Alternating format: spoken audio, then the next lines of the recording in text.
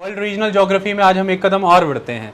देखिए, हम इस सेक्शन में रशिया कर रहे हैं और रशिया के अंदर हमारा सब टॉपिक है the USSR and the Russian federation. हम इसे एक टॉपिक की मर्यादा के वाया कवर कर चुके हैं। हम इसका एक प्रैक्टिकल ओवरव्यू ले रहे हैं क्वेश्चन आंसर्स के माध्यम से। हमने कल भी इस सेशन को रिकॉर्ड किया था और आपके सामने कुछ क्वेश्चन आंसर्स के वाया से डिस्कस किया। आज हम फर्दर उस कड़ी को आगे बढ़ाते हैं और हमारा नेक्स्ट क्वेश्चन है, मैं वर्बली क्वेश्चन पढ़ रहा हूँ, हम आंसर करेंगे। Next question is what were two main economic policies of the Soviet Union. Soviet Union की दो मेन इकोनॉमिक पॉलिसीज क्या थी? ध्यान से देखिए, जब हम इकोनॉमिक पॉलिसीज की बात करते हैं तो इसमें जो मेन एस्पेक्ट निकल करके आता है शुरुआती तौर में, वो ये निकल करके आता है कि रैपिड इंडस्ट्रियलाइजेशन करना था, और दूसरी चीज निकल कर आती है that is the collectivisation of the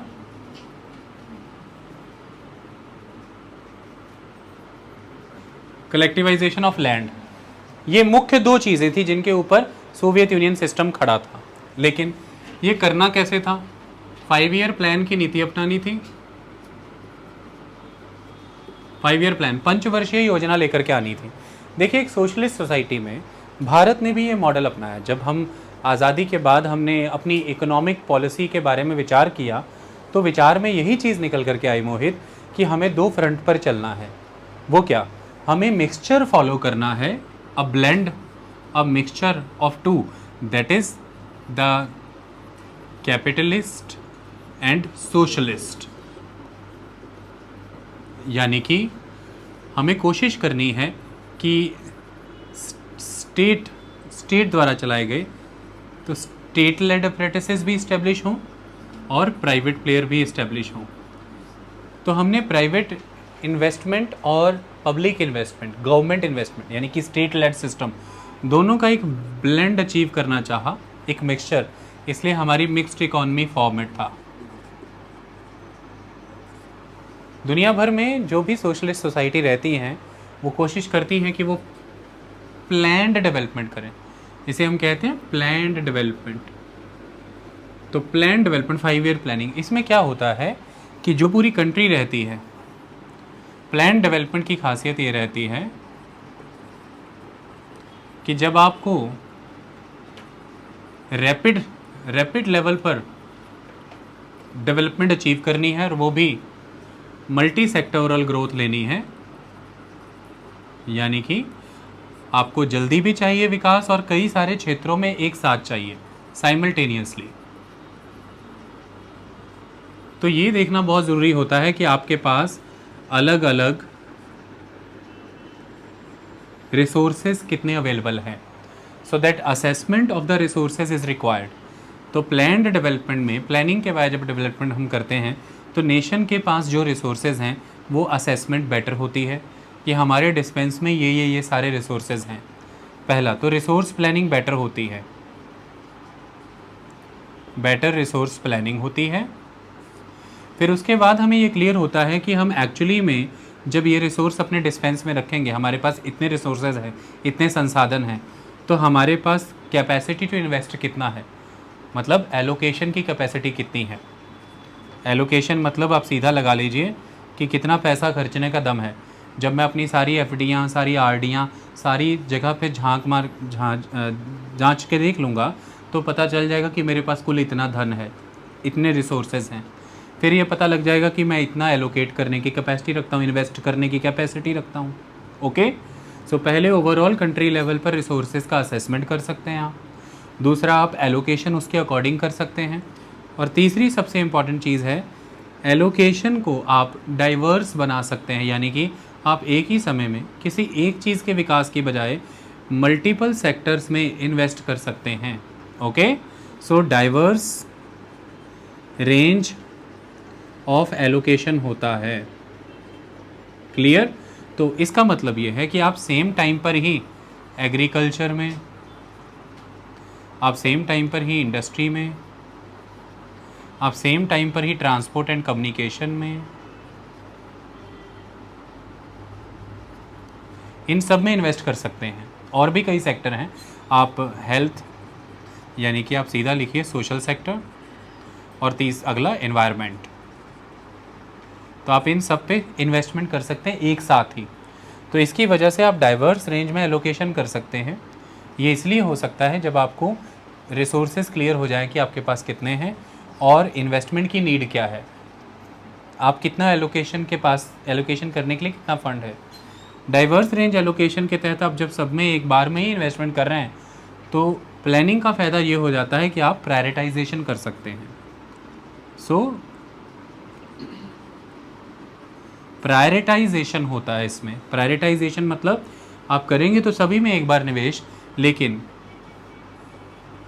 अगर आपके पास ₹100 है इन्वेस्ट करने के लिए तो आप प्रायोरिटाइज कर सकते हैं कि आप ₹50 इस समय में एग्रीकल्चर को देंगे। जैसा कि हमारे फर्स्ट 5 ईयर प्लान 1951 से 56 के बीच में जो आया था उसमें ये प्रायोरिटाइज़ किया गया कि फौरी तौर पर अभी जो रिक्वायरमेंट है इकोनॉमी की वो एग्रीकल्चर है, क्योंकि फूड शॉर्टेज है, इन्फ्लेशन बहुत ज़्यादा है, पॉवर्टी है, हंगर है और बड़े पैमाने पर पाकिस्तान से इन्फ्लक्स आया है रेफ्यूजीज़ का भी, तो सबको मैनेज करना है। तो the agriculture is the foremost requirement. तो आपने ₹50 इसको दे दिया। उसके बाद सेकेंड इंपॉर्टेंट एस्पेक्ट आपने देखा कि फौरी तौर पर अभी ट्रांसपोर्ट एंड कम्युनिकेशन पर ध्यान देना है, तो ₹20 आपने इसको दे दिया। फर्स्ट नंबर इसको, सेकंड नंबर इसको, और ₹70 आपके चले गए। तो अभी के लिए आप ये देख सकते हैं कि हमें इंडस्ट्री को भी साथ में लेके चलना है, तो ₹15 आपने इसको दे दिया।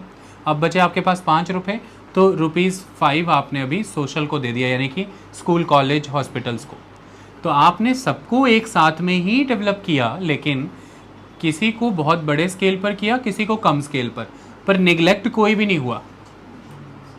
रिसोर्स एलोकेशन डाइवर्स है, देखिए सभी सेक्टर्स में है, एक ही टाइम पे है, साइमल्टेनियस है, लेकिन प्रायोरिटाइज्ड है।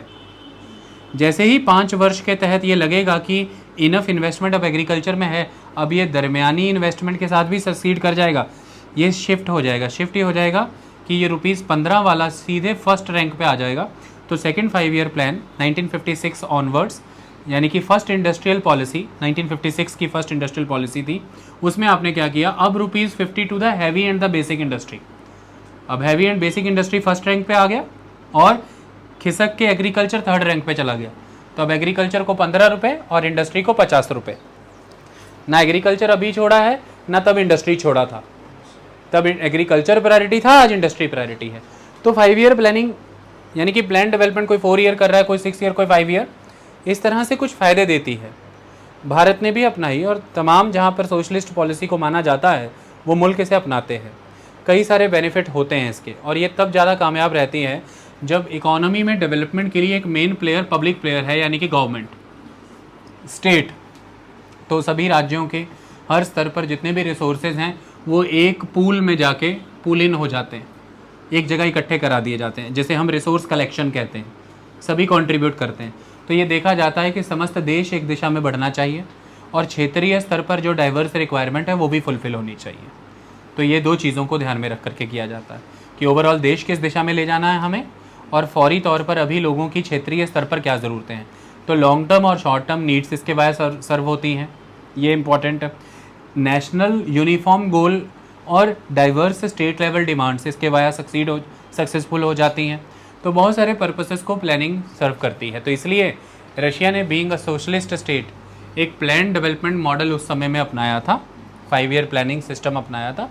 और सबसे बड़ी चीज़ यहाँ पर यह है कि इकोनॉमी स्टेट लेड थी, यानी कि स्टेट ने लीड किया as a main player, state ही आया प्रोडक्शन में मेनली, और ये भारत ने भी किया उस समय में। और इसके तहत फोकस किया गया रैपिड इंडस्ट्रियलाइजेशन पे और कलेक्टिवाइजेशन ऑफ लैंड पे। कलेक्टिवाइजेशन ऑफ लैंड पे फोकस किया गया ताकि हम एग्रीकल्चरली किसी पर डिपेंडेंट ना रहें, ताकि जो वेल्थ हम इंडस्ट्री के वाया अर्न करें वो एग्रीकल्चर इंपोर्ट में ड्रेन ना हो जाए, ये एक कारण।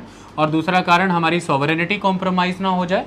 एग्रीकल्चर लेने के कारण कोई विदेशी मुल्क जिससे हम इंपोर्ट करा रहे हैं अपने फूड ग्रेन्स, वो हमारी इंडस्ट्रियल डेवलपमेंट की पॉलिसीज़ को अपने हिसाब से चेंज ना करा दे, ताकि हम एक फ्री इंडस्ट्रियल पॉलिसी अपना सके बीइंग अ सॉवरेन नेशन। तो कोशिश ये की गई कि सबसे बुनियादी चीज़ है देश के लोगों की भोजन, पहले उसको सुनिश्चित कराया जा सके, इसलिए लैंड कलेक्टिवाइजेशन के ऊपर फोकस किया। और दूसरी तरफ एग्रीकल्चर तब प्रॉस्पेरस होगा जब अच्छी क्वालिटी के सीड होंगे, जब अच्छे फर्टिलाइज़र्स होंगे, जब अच्छे पेस्टिसाइड्स होंगे, जब अच्छी तरह की फार्म मशीनरी होगी, जब अच्छे गोदाम, अच्छी ट्रांसपोर्ट एंड कम्युनिकेशन होगी, और ये सब होगा जब इंडस्ट्री होगी, क्योंकि सीड्स बनाना, फर्टिलाइज़र्स बनाना, केमिकल्स, पेस्टिसाइड्स बनाना, सड़कें, यातायात के साधन बनाना, वाहन बनाना, मशीन्स और इम्प्लीमेंट्स बनाना, ये तो इंडस्ट्री का काम है। और इसके लिए साथ के साथ अपन को रैपिड इंडस्ट्रियलाइजेशन चाहिए, क्योंकि एग्रीकल्चर में रोज़गार देने की उतनी कैपेसिटी नहीं होती।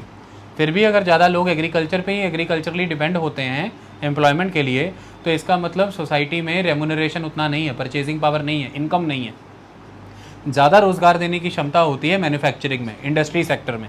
तो देश के लोगों को अगर ज़्यादा से ज़्यादा लाइवलीहुड देनी है, प्रॉस्पेरिटी ऑफर करनी है, उनको विकास की ओर ले जाना है, बेटर लिविंग स्टैंडर्ड देना है, वाइडर चॉइसेस देनी है एज अ कंज्यूमर, तो इंडस्ट्रियल डेवलपमेंट करनी ही होगी। ओके, तो इन चीज़ों पर फोकस किया। रैपिड इंडस्ट्रियलाइजेशन के तहत दो चीज़ों पर ज़्यादा खास ध्यान रखा गया, वो ये कि heavy and basic industry develop की जाए। हैवी एंड बेसिक इंडस्ट्री इसलिए डेवलप की जाती हैं क्योंकि सबसे पहला ज़रूरी यह है कि देश में छोटे बड़े कई उद्योग धंधे लग सकें। उसके लिए ज़रूरी ये है कि आप इन बेसिक रिसोर्सेज को उपलब्ध कराएं, क्योंकि कोई भी एक उद्योग धंधे को अगर मशीन बनानी है या टूल्स बनाने हैं तो उसकी मेन रिक्वायरमेंट है स्टील, आयरन एंड स्टील। और आयरन एंड स्टील बनाना एक बहुत बड़ा प्रोसेस है। आपको माइनिंग करनी पड़ती है, फिर आपको उसको स्मेल्ट करना पड़ता है, स्मेल्टिंग के वाया प्रोसेसिंग करके आपको उसे आयरन एंड स्टील में कन्वर्ट करना पड़ता है। और ये काम बड़े स्तर पर ही हो सकता है। तो स्टेट माइनिंग करेगा, स्टेट आयरन एंड स्टील बनाएगा। तो आयरन एंड स्टील एक बेसिक रॉ मटेरियल है to all the other industries. That's why this industry is a basic industry. You can call it core industry also. आई बात समझ में? And this production, these goods, everything associated with it, it is heavy. So this is the heavy and the basic industry. तो iron and steel, coal, petroleum, इस तरह की सभी बुनियादी उद्योग धंधे लगाने जरूरी हैं, तब जाकर के आगे रेलगाड़ी बढ़ेगी बाकी उद्योग धंधों की।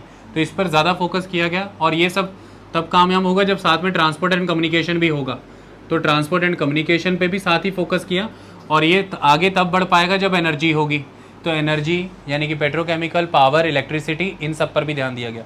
तो खंभे गाड़े गए ज़मीनों में, खेतों में, बिजली की तारें बिछाई गई, हाइड्रो पावर, थर्मल पावर पैदा करनी शुरू की गई, रिफाइनरीज ओपन करनी शुरू की, ऑयल के लिए रिसर्चेस चालू हुई, नेचुरल गैस के लिए रिसर्चेस चालू हुई, तो ऊर्जा को संपन्न किया। दूसरी तरफ यातायात के साधन जिसके वाया ये सब जाएगा उसको संपन्न किया। तीसरी तरफ मशीन्स, टूल्स और सारे रॉ मटेरियल पैदा हों, इसके लिए हैवी एंड बेसिक इंडस्ट्री लगाई।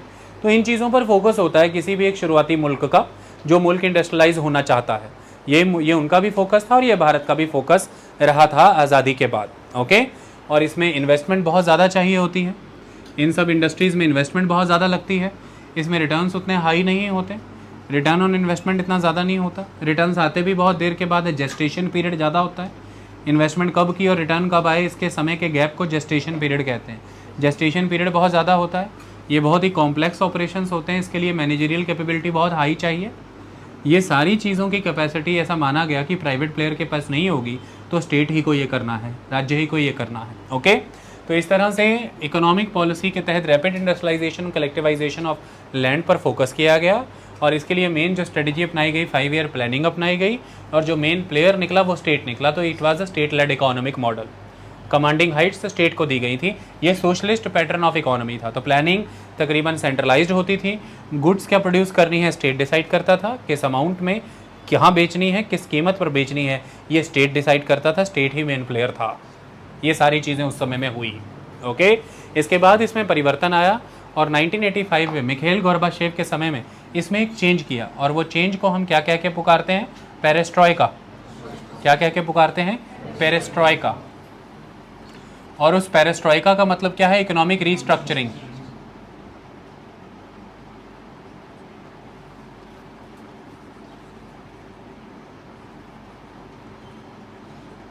Economic restructuring. इकोनॉमिक रीस्ट्रक्चरिंग के तहत क्या किया गया? लिबरलाइजेशन और प्राइवेटाइजेशन और ग्लोबलाइजेशन पर फोकस किया गया। यही पॉलिसी 1990-91 में भारत ने भी अपनाई है। यही पॉलिसी पार्शियल फॉर्म में उन्होंने भी अपनाई, इसे पेरेस्ट्रॉइका का नाम दिया। तो इसके तहत क्या होगा कि वो सेक्टर जो सारे के सारे एक्सक्लूसिवली गवर्नमेंट कंट्रोल्ड ही थे, उनमें से कुछ सेक्टर खोले गए प्राइवेट प्लेयर के लिए।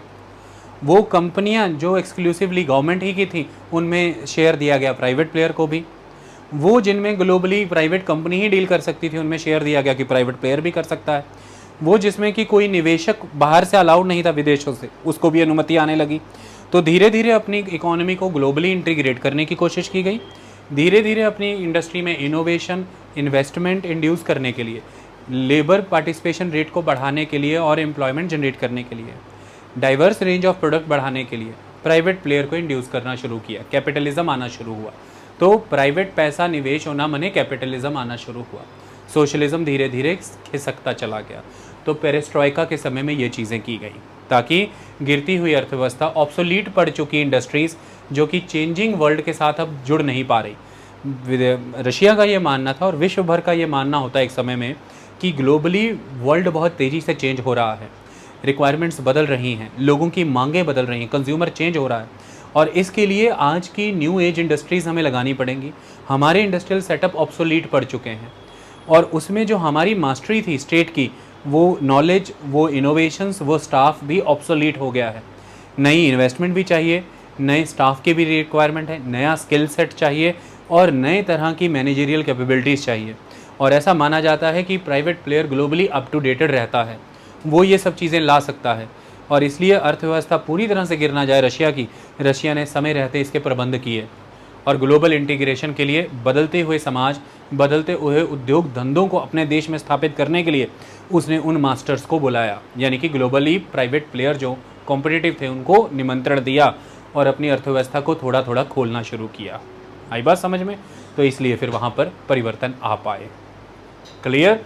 तो वो जो हैवी बेसिक इंडस्ट्री है उसकी जगह चीज़ें बदल चुकी हैं। आपको पोस्ट इंडस्ट्रियल एक्टिविटी करनी है। अब ज़माना बदल चुका है, इंफॉर्मेशन टेक्नोलॉजी का ज़माना है, ये पोस्ट इंडस्ट्रियल एक्टिविटी कहलाती हैं। आपको मोबाइल फ़ोन, स्मार्ट गैजेट्स बनाने हैं, रेयर अर्थ मटेरियल पर बेस्ड चीज़ें बनाने का दौर आ चुका है, आपको उस पर ध्यान देना है। नए mode of transport and communication आ चुके हैं, गाड़ियों में अब नई तरह की टेक्नोलॉजीज़ आ चुकी हैं, आपको उस पर ध्यान देना है। ये सब चीज़ों पर फोकस होना शुरू हुआ, तो ये एक परिवर्तन ये आया। ओके, तो ये सब चीज़ें आपने देखी हैं, ठीक है। हम प्रैक्टिकली समझ रहे हैं सब चीज़ों को जो हमने पढ़ा। गोली की तरह आंसर आना चाहिए एकदम से, फटाफट जो पढ़ा वहां सोचने मत बैठ जाओ। Who was fighting the Cold War? That's the first question, very precise question. Where were major conflicts fought during this war? दो प्लेयर हैं, दो क्वेश्चन हैं। कहाँ शीत युद्ध के, कोल्ड वॉर के। कोल्ड वॉर को हिंदी में क्या कहते हैं दीपांशु? शीत युद्ध। ओके, बस ये पैदा किया करो अपने अंदर ये चीज़ें, ये आपको रेलेवेंट बनाएंगी, है ना। पढ़ पुढ़ करके सारा गए कहीं चले गए किसी सिटी में और वहाँ पर अजीबो गरीब बस स्टैंड पे किसी से मुलाकात हुई, वो कह रहा है शीत युद्ध के बारे में तेरा क्या कहना, वहाँ ठंडे पड़ गए। आता सारा है, बस कोई कोल्ड वार वर्ड यूज़ कर ले, तो उसने शीत युद्ध यूज़ कर लिया। इंटरव्यू वीडियो देख रहे हैं इंस्टाग्राम पे, वहाँ पे सर कह रहे हैं कि अच्छा शीत युद्ध के समय में आपको क्या लगता है कि अमेरिका ने कौन सी रणनीतियाँ अपनाई रशिया को तोड़ने के लिए। वहाँ आकर के मुझे कह रहे हैं सर वो शीत युद्ध नहीं किया हमने। किया तो है बेटा, कोल्ड वार किया नहीं है। ये थोड़ा बायलिंगुअल रहा करो। ओके, क्लियर है? तो दो खिलाड़ी थे भाई यहाँ पर, दो मेजर प्लेयर कौन से थे? यूनाइटेड स्टेट्स ऑफ अमेरिका के द्वारा लीड किया जाने वाला कैपिटलिस्ट धड़ा, आप कई बार इसे वेस्टर्न ब्लॉक भी कह देते हैं और कुछ लोग इसे नाटो ब्लॉक भी कह लेंगे। तो सिंपल यूएसए के द्वारा लीड किया जाने वाला कैपिटलिस्ट धड़ा और यूएसएसआर यानी कि रशिया के द्वारा लीड किया जाने वाला सोशलिस्ट कम्युनिस्ट धड़ा, कई लोग इसे ईस्टर्न ब्लॉक भी कह सकते हैं और कई लोग इसे वर्सा पैक्ट भी कह सकते हैं। ये दो मेन प्लेयर थे भाई। ओके, होने ये लगा था, देखिए वर्ल्ड वार 2 खत्म होते ही तेजी से रशिया ने क्या किया। देखिए जब ईस्टर्न यूरोपियन कंट्रीज देखते हैं आप, मेजॉरली यहाँ पर आपको कुछ चीज़ों को ऑब्जर्व करना है। हुआ क्या, सेकेंड वर्ल्ड वार के बाद ईस्टर्न यूरोप के जो क्षेत्र हैं, इनमें से जो इसके पहले तक किंगडम्स एस्टैब्लिश थी उनका पूरा सफाया हो गया, वो समूल खत्म हो गई। अब बहुत से मुल्क उन किंगडम्स की गिरफ्त से बाहर निकले हैं, नए तरह के नेशन स्टेट बनने शुरू होंगे। फिर इन सारे क्षेत्रों में बड़ा प्रभाव जर्मनी का भी